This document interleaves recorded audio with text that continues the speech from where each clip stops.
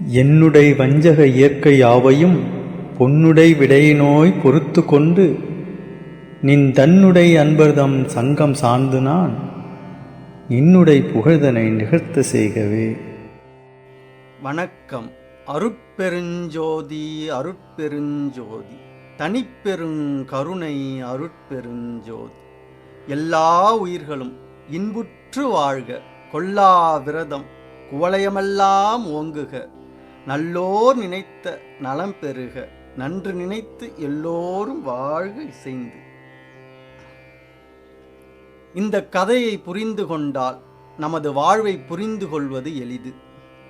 இரண்டே வரியில் வள்ளலார் சொன்ன வாழ்விற்கான குட்டி கதை. ஒரு வறட்சியான காட்டிலே நிறைய மான்கள் இருந்தன. வறட்சியால் மான்கள் எல்லாம் வாடின. உணவுக்காகவும் தண்ணீர்க்காகவும் மான்கள் காடு முழுக்க அலைந்தன. அந்த மான்களை ஒரு வேடன் பார்க்கின்றான். அந்த மான்கள் அனைத்தையும் பிடிக்க வேண்டும் என்று நினைக்கின்றான்.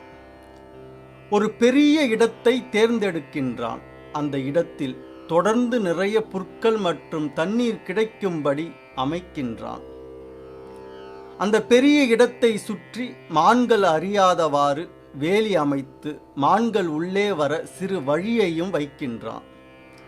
எனவே அங்கே மான்கள் தொடர்ந்து வர ஆரம்பிக்கின்றன. எல்லா மான்களும் உள்ளே வந்த பிறகு அந்த சிறு வழியையும் அடைத்து விடுகின்றான். ஆனால் மான்கள் இது பற்றி எதுவும் அறியாமல் அங்கு மகிழ்ச்சியாக வாழ்ந்தன. தினமும் அந்த வேடன் வருகின்றான். தினம் ஒரு மானை பிடித்து செல்கின்றான். இதனை ஒரு மான் பார்த்து விடுகிறது. மற்ற மான்களிடம், நாம் ஒரு வேடன் விரித்த பெரிய வலைக்குள் அகப்பட்டு விட்டோம், எனவே நாம் இறந்து விடுவோம், வாருங்கள் இங்கிருந்து தப்பிக்கலாம் என்று எல்லா மான்களையும் அழைக்கிறது. ஆனால் அங்கு உணவு தண்ணீர் எல்லாம் கிடைப்பதால் அங்கிருந்து எந்த மானும் வெளியே செல்ல விரும்பவில்லை. இவன் ஏதோ உளறுகிறான் என்று கூறிவிட்டு புற்களை மேயத் தொடங்கின. இந்த மான் பயந்து அங்கும் இங்கும் ஓடி வழியை தேடியது. மற்ற மான்கள் எல்லாம் இந்த மானுக்கு ஏதோ பைத்தியம் பிடித்து விட்டது என்று நினைத்தது. அங்கும் இங்கும் ஓடியும் எங்கும் வழி கிடைக்கவில்லை. வேடன் வந்து விடுவானோ, யாரை பிடித்து செல்வானோ என்று பயந்து கலங்கி நின்றது அந்த மான். அப்பொழுது ஒரு முயல் ஒரு பாதையின் வழியே ஓடுவதை பார்த்தது அந்த மான். அந்த முயலை பின்தொடர்ந்ததன் பயனாக மானுக்கு ஒரு வழி தெரிந்தது. அந்த வழி நுழைந்து செல்ல மிக கடினமாக இருந்தது. இருப்பினும் மனம் தளராமல் நன்கு முயற்சி செய்து மான் அதனுள் நுழைந்து சென்றது. அங்கே பெரிய பூங்காவனம் எல்லா வசதிகளுடனும் இருந்தது. இதனை கண்டவுடன் அந்த மானுக்கு மிகுந்த மகிழ்ச்சி. இங்கே நமக்கு துன்பம் என்பதே இல்லை, முழுவதும் இன்பமயம் என்று மகிழ்ந்தது. அங்கே வேடன் வலையிலே சிக்கி அறியாமையில் இருக்கும் அந்த மான்களை எல்லாம் இங்கே அழைத்து வந்துவிட வேண்டும், எல்லா மான்களும் இந்த இன்பத்தை பெற வேண்டும் என்று நினைத்தது. எனவே மீண்டும் அந்த வேடன் விரித்த வலைக்குள்ளே சென்றது. எல்லா மான்களிடமும், நாம் ஒரு வேடன் வலைக்குள் இருக்கின்றோம், தப்பிக்க அங்கே வழி இருக்கிறது. இந்த வலையை தாண்டி சென்றால் இதைவிட ஒரு பெரிய பூங்காவனம் இருக்கிறது. அங்கே சென்றால் நமது பயம் துன்பம் எல்லாம் நீங்கி ஆனந்தமாக வாழலாம் என்று அழைக்கின்றது. ஆனால் பல மான்களும் இவன் ஏதோ பைத்தியம் உளறுகிறான், பூங்காவனமாவது ஒன்றாவது என்று கண்டுகொள்ளவே இல்லை. சில மான்கள் அந்த மானோடு வந்தன. ஆனால் தப்பி செல்லும் வழியை பார்த்து அதிர்ந்து போயின. இதற்குள் நுழைவதா? இந்த வழி மிக கடினமாக இருக்கும், நாங்கள் இங்கேயே இருக்கின்றோம், எங்களுக்கு இங்கு ஒரு குறையும் இல்லை என்று திரும்பி வந்துவிட்டன. ஒரு சில மான்கள் திரும்பி செல்லவும் மனமில்லாமல் அந்த வழியில் நுழையவும் முடியாமல் அங்கேயே நின்று வழியையே பார்த்து கொண்டிருந்தன. அப்பொழுது அந்த மான் அந்த பூங்காவனத்தின் அற்புதத்தையும் அதனுள் செல்லும் பாதையின் விளக்கத்தையும் கூறிவிட்டு அந்த பாதையின் வழியே பூங்காவனத்திற்கு சென்றது.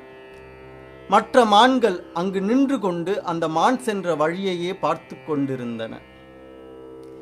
இந்த கதையில் அந்த வறட்சியான காடுதான் ஆணவம். வறட்சியில் வாடும் மான்கள் ஆணவத்தில் கட்டுண்ட ஆன்மாக்கள். அங்கே வந்த வேடன் மாயை. அவன் விரித்த பெரிய வலை உலகியல் வாழ்க்கை. அங்கே கிடைக்கும் உணவு தண்ணீர் எல்லாம் உலகியல் போகங்கள். வறட்சியால் தவித்த மான்களுக்கு அந்த வலைக்குள் கிடைத்த உணவும் தண்ணீரும் வரம். ஆனால் தான் வலைக்குள் இருக்கின்றோம் என்று அறிய மறந்ததனால் அதுவே சாபமாகிறது. அதுபோல் இந்த உலகியல் வாழ்க்கையும் உலகியல் போகங்களும் நாம் நல்லறிவை பெற்றுக்கொள்ள கொடுக்கப்பட்ட வரம். ஆனால் அதனை கொண்டு நல்லறிவை பெற்றுக்கொள்ள மறந்ததனால் அந்த வரமே சாபமாகிறது.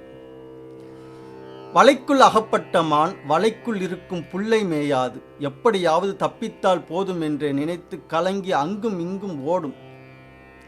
அதுபோல் ஞானிகள் இந்த அற்ப சுகத்தை விரும்பாமல் இதனை விட்டு வெளியேறவே விரும்புவார்கள்.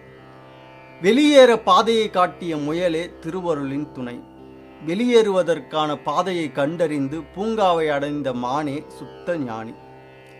அந்த மான் சென்ற பாதையே கருணை. கருணை இல்லாதவர்களுக்கு கருணையான பாதையும் கடினமாக தெரிகிறது. கருணையாளர்களுக்கு கருணையே பாதையாக இருக்கிறது. அந்த பாதையின் வழியே சென்றடைந்த பூங்காவனமே பேரின்ப பெருவாழ்வு. பூங்காவனத்தை அடைந்த மான் கருணையினால் மற்ற மான்களை அழைத்தது போல்தான் சுத்த ஞானிகள் கருணையினால் நம்மை அவர்களைப் போல் பேரின்பத்தை பெற அழைக்கின்றார்கள். நான் பெற்ற நெடும்பேற்றை ஓதி முடியாது, என் போல் இவ்வுலகம் பெறுதல் வேண்டுவனே என்பார் வல்லற்பெருமான். வலைக்குள் மாட்டிக்கொண்டோம், நாம் சாகப் போகின்றோம் என்று அறியாமலேயே வலைக்குள் உள்ள புற்களே சுகமென்று உண்டு அங்கேயே இருந்து வேடனின் கையால் மடிந்து போகும் மான்களே, இந்த உலக போகமே சுகமென்று வாழ்ந்து மடியும் பக்குவமில்லாத ஆன்மாக்கள். நம்மில் பலர் வலைக்குள் அகப்பட்டு விட்டோம் என்று தெரிந்து கொள்ள விரும்பாமல் அஞ்ஞானத்திலும், பலர் தெரிந்தும் இந்த வலையே சுகமென்று கருதி வலைக்குள் உள்ள புற்களாகிய உலகியல் போகங்களை விரும்பி அஞ்ஞானத்திலும் உழல்கின்றோம். இந்த மயக்கத்திற்கு பெயரே உலகியல் மயக்கம். இந்த உலகியல் மயக்கம் சுத்த அசுத்த மாயாசக்தியின் மயக்கம். இந்த சுத்த அசுத்த மாயாசக்தியே இரண்டாவது திரையாகிய நீலத்திரை. வள்ளற்பெருமானின் ஒரு பாடலில் உள்ள 2 வரியின் விளக்கம்தான் இந்த கதை. நான் படும் பாடு சிவனே, உலகர் நவிலும் பஞ்சிதான் படுமோ, சொல்லத்தான் படுமோ, எண்ணத்தான் படுமோ, காண்படு கண்ணியின் மாண்படுமாறு கலங்கி நின்றேன், ஏன் படுகின்றன என்று இறங்காயெனில் என்ன செய்வேன் என்று பாடுவார் வள்ளற்பெருமான். மாயை உலகியலில் மாட்டிக்கொண்டு நான் படும் பாடு இறைவா, இந்த உலகத்தால் சொல்லும் பஞ்சு கூட படாது.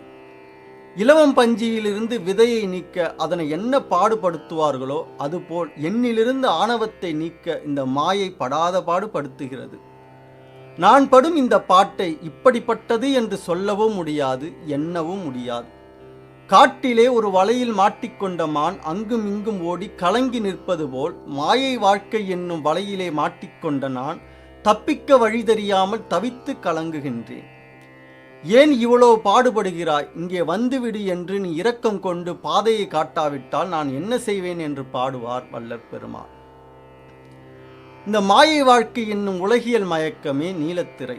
இதனை சுத்த அசுத்த மாயாசக்தி என்பார் வள்ளற்பெருமான். இந்த சுத்த அசுத்த மாயாசக்தியை மோகினி என்றும் கூறுவார்கள். மாயை என்று தனியாக குறிப்பிடும் பொழுது அது இதனையே குறிக்கும். இவை நாம் நன்மையை பழக வேண்டும் என்று கொடுக்கப்பட்ட இந்த உலகத்தில் நாம் தீமையை விரும்பி பழகுவதால் இந்த சக்தியும் நம் அறிவை மறைக்கும் திரையாகிறது. உலக போக ஆற்றலே நமது ஆணவத்தினால் உலகியல் மயக்கமாகிறது. இந்த உலகியல் மயக்கம் உயிரை மறைக்கும். உயிரின் நன்மையை விட உலகியல் போகமே பெரிதென்று நினைக்கும். இந்த உலகத்தில் உள்ள ஜீவனையெல்லாம் உயிராக பார்க்காமல் உடலாகத்தான் மதிக்கும். தனது உயிரையும் காண அறியாத, பிற உயிர்களையும் உயிராக மதிக்க தெரியாத மறைப்பு நிலை இது. எனவேதான் வள்ளற்பெருமான் இதனை பேருரு நீல பெருந்திரை, அதனால் ஆறுயிர் மறைக்கும் அருட்பெருஞ்சோதி என்று பாடுவார். தேக மயக்கத்திற்கும் மனமயக்கத்திற்கும் ஆதாரமாக இருப்பது இந்த உலகியல் மயக்கம். இந்த மயக்கம் இந்த உலகத்தை நிலை என்று நினைக்கும். அடுத்த நிமிடம் நாம் இந்த உலகத்தில் வாழ்வோமா என்று தெரியாது. ஆனால் நாம் இங்கேயே நிரந்தரமாக வாழ்வோம் என்பது போல் நமக்கு மறைப்பானது இருக்கும். உலகியலாம் வீண் மயக்கம், நிலையில்லா உலகியல், இருள் வழங்கும் உலகியல், நிந்தை உலகியல், சந்தை என்று இந்த உலகியல் மயக்கத்தை வெறுத்து பாடுவார் வள்ளற்பெருமான். உண்டதே உணவு, தான் கண்டதே காட்சி, இதை உற்றறிய மாட்டார்களாய். உயிருண்டு, பாவ புண்ணியம் உண்டு, வினைகள் உண்டு, உரு பிறவி உண்டு, துன்பத் தொண்டதே செய்யு நரக வாதை உண்டு, இன்பமுறு சொர்க்கம் உண்டு, இவையும் அன்றி தொழு கடவுள் உண்டு, கதி உண்டு என்று சிலர் சொல்லும் துர்ப்புத்தியால் உலகியலே கொண்டதே சாதகம் வெறுத்து மட மாதர்த்தம் கொங்கையும் வெறுத்து கையில் கொண்ட தீங்கனியை விட்டு அந்தரத்து ஒரு பழம் கொள்வீர் என்பர். அந்த வண்டர் வாயற ஒரு மருந்தருள்க என்பார் வள்ளற் பெருமான். இந்த உலகில் கிடைக்கும் உணவே உண்மை, இந்த உலகத்தில் காணும் காட்சிகளே உண்மை. இதை அறிந்து கொள்ள முடியாமல் உயிருண்டு, பாவ புண்ணியம் உண்டு, வினைகள் உண்டு, அதனால் பிறவி பல உண்டு, துன்பம் தரும் நரகம் உண்டு, இன்பம் நிலவும் சொர்க்கம் உண்டு, இவற்றிற்கு மேலாக நாம் தொழும் கடவுள் உண்டு, சேர வேண்டிய கதி உண்டு என்று சிலர் சொல்லும் தீய புத்தியால் சுகமாகிய உலக வாழ்வையும் சாதகமாகிய உலகியல் போகத்தையும் வெறுத்தவர்கள் கையில் நல்ல பழம் இருக்க ஆகாயத்தில் ஒரு பழம் தொங்குகின்றது என்று நினைத்து கொண்டு வருந்துகிறவர்கள் என்பார்கள். அப்படி கூறும் அந்த தீயவர்களின் வாய்க்குற்றம் தீர ஒரு மருந்தருள்க என்பார் வள்ளற் பெருமான். உலகியல் மயக்கத்திற்கு இந்த பாடல் நல்ல உதாரணம்.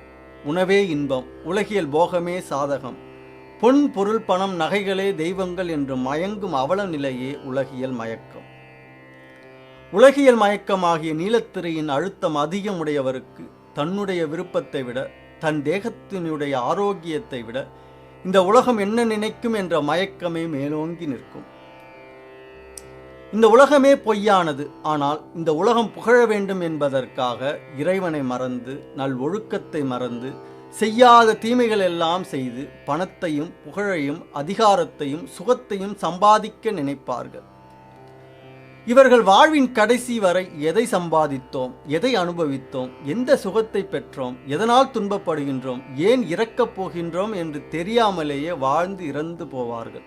எனவே நல் ஒழுக்கத்தில் நின்று பெறப்படாத எது ஒன்றும் நமக்கு இன்பத்தை கொடுப்பதில்லை என்பதை உணர வேண்டும். ஒழுக்கத்தால் பெறப்பட்டவைகளை அனுபவித்தாலும் அதன் மேல் பற்று வைக்காமல் இருக்க வேண்டும். உழலுற்ற உழவு முதல் உறுதொழில் இயற்றி மலம் ஒத்த பல பொருள் ஈட்டி வீண் ஒரு வயிறு நிறையவன் சோர் அடைத்து இவ்வுடலை ஒதிபோல் வளர்த்து நாளும் விழலுற்ற வாழ்க்கையை விரும்பினேன். ஐய இவ்வெய்ய உடல் பொய் என்கிலேன், வெளிமயக்கோ மாய விடமயக்கோ எனது விதிமயக்கோ அருகிலேன் என்று நமது குறையை தனது குறையாக ஏற்று பாடுவார் வள்ளற் பெருமான். உழைப்பு மிக்க உழவு முதல் பல தொழில்கள் செய்து மலம் குவிவது போல் பொருள் சம்பாதித்து குவித்து வீணே பெருத்த வயிறு நிரம்ப சோறு அடைத்து இந்த உடலை நீண்ட மரம் போல் வளர்த்து நிலையற்ற இந்த உலகியல் வாழ்க்கையை விரும்பினேன். இந்த உடல் பொய் என்று உணராமல் இருக்கின்றேன். காரணம் வெளியில் உள்ள மயக்கமோ அல்லது உயிரில் கலந்த மாயை என்னும் விஷமயக்கமோ அல்லது வினையால் உண்டான விதிமயக்கமோ தெரியவில்லை என்று பாடுவார் வள்ளற் பெருமான். அப்போ நாம் உழைத்து சம்பாதித்து உணவுண்டு மகிழ்ந்து வாழக்கூடாதா என்றால் அப்படி இல்லை. பணம் சம்பாதிப்பதையும் சாப்பிடுவதையும் உலகியல் போகத்தை அனுபவிப்பதையுமே லட்சியமாக கொண்டு வாழ்வதுதான் தவறு. உலகியல் வாழ்வு என்பது அருளியலை பெறவே என்று உணர்ந்து வாழ வேண்டும். இந்த உலகம் நிலையானதல்ல என்று உணர்ந்து உலகின் மேல் உள்ள பற்றினை நீக்கி அருளின் மேல் பற்று வைத்து உலகியலில் பழக வேண்டும். வானும் வையமும் அளிக்கினும் உன்பால் மனவைத்து ஓங்குவர் வள்ளல் நின் அடியார். நானும் அவ்வகை உலகியல் ஒழுக்கில் நாடி நின்னருள் நலம் பெற என்று பாடுவார் வள்ளற் பெருமான். வானத்தையும் இந்த உலகத்தையுமே கொடுத்தாலும் இறைவா உன் அடியார்கள் எல்லாம் மனத்தை உன்மேலே வைத்து உயர்வு பெறுவார்கள். நானும் அந்த உலகியல் ஒழுக்கத்தை நாடி உன்னுடைய அருளை பெற்று நலம் பெற வேண்டும் என்று பாடுவார் வள்ளற் பெருமான். எது கிடைக்கினும் அதனை அருளை பெறவே பயன்படுத்த வேண்டும். எதனை பெற்றாலும் ஒழுக்கத்தில் நின்று பெற வேண்டும். வாழும் வாழ்வில் பற்று வைக்காமல் இந்த வாழ்வை தந்த இறைவனின் மீது பற்று வைத்து உலகியல் நடத்த வேண்டும். படிக்கும் பள்ளிக்கூடத்திலே பற்று வைக்காமல் படிப்பிலே பற்று வைக்க வேண்டும். பள்ளிக்கூடம் பிடித்திருக்கிறது என்று பள்ளிக்கு செல்வதற்கும் படிப்பு பிடித்திருக்கிறது என்று பள்ளிக்கு செல்வதற்கும் நிறைய வேறுபாடு உண்டு. இரண்டிலும் நன்மை உண்டு. ஆனால் படிப்பை விரும்பி செல்லும் குழந்தைக்கே நன்மை அதிகம் உண்டு. அதுபோல் இந்த உலக வாழ்க்கையாகிய பள்ளிக்கூடத்தில் அருளியலை படிக்க அனுப்பி வைக்கப்பட்டோம். அருளை விரும்பி உலகியல் நடத்துபவர்கள் மேன்மை அடைகிறார்கள். உலகியலை விரும்பி அருளியலை மறந்தவர்கள் மீண்டும் மீண்டும் பிறவி துன்பத்தில் வீழ்கிறார்கள். இந்த உலகத்தில் எதன் ஒன்றின் மீதும் பற்று வந்துவிட்டால் அது நம்மை தீமை செய்ய தூண்டும். அருளின் மீதான பற்று நமக்கு நன்மையை உண்டாக்கும். சரி, இந்த நீலத்திரையால் என்ன நன்மை என்றால், இந்த திரை இல்லை என்றால் உலகியல் இருக்காது, ஜீவன் விருத்திக்கு வராது. ஜீவ விருத்தி இல்லை என்றால் ஆன்மாவிற்கு அறிவு விளக்கம் தோன்றாது. எனவே இந்த உலகியலில் பழகி அறிவை வளர்த்து இந்த உலகியல் நிலையற்றது என்று அறியும் அறிவே உலகியல் மயக்கம் என்னும் நீலத்திரையை விளக்குகிறது. முதல் திரையாகிய கருப்பு திரை தேகமயக்கம் மற்றும் மனமயக்கம். இரண்டாவது திரையாகிய நீலத்திரை உலகியல் மயக்கம். கருப்பு திரை இந்த உடலிலும் உலகத்திலும் உள்ள இறைவனின் அரசாட்சியை மறைக்கின்றது. நீலத்திரை நமது உயிரை மறைக்கின்றது. கருப்பு திரை விலகினால்தான் ஆண்டவரின் மீதான உண்மையான அன்பு உண்டாகும். நீலத்திரை விலகினால்தான் எல்லா உயிர்களும் சமம் என்று உணர்ந்து உயிர்களிடத்தில் உண்மையான கருணை உண்டாகும்.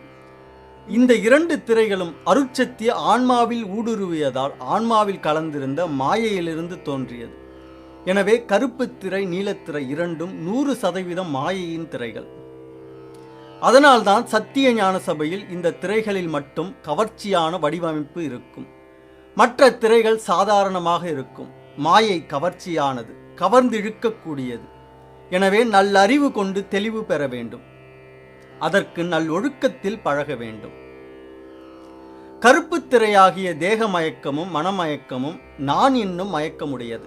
நீலத்திரையாகிய உலகியல் மயக்கம் எனது என்னும் மயக்கமுடையது. நான் ஆன்மா என்றும் எனது பொருள் இறைவன் அருள் என்றும் உள்ளபடி உணர்ந்து தேகம் மனம் உலகியல் ஆகிய பற்றை விட்டு அருளியல் பற்றை பற்றிவிட்டால் இந்த திரைகள் விலகும். அடுத்த பதிவில் பச்சை திரையாகிய கிரியாசக்தி பற்றி சிந்திப்போம்.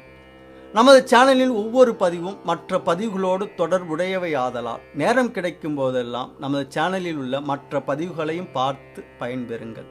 இனிவரும் பதிவுகளை புரிந்து கொள்வது எளிதாகும். நன்றி. பொய்யாத மொழியும் மயல் செய்யாத செயலும் வீண் போகாத நாளும் விடயம் புரியாத மனமும் உட்பிரியாத சாந்தமும் புந்தி தளராத நிலையும் எய்யாத வாழ்வும் வேறெண்ணாத நிறைவும் நினை என்றும் மறவாத நெறியும் இரவாத தகவும் மேற்பிறவாத கதியும் இவ் ஏழையர்க்கு அருள் செய்.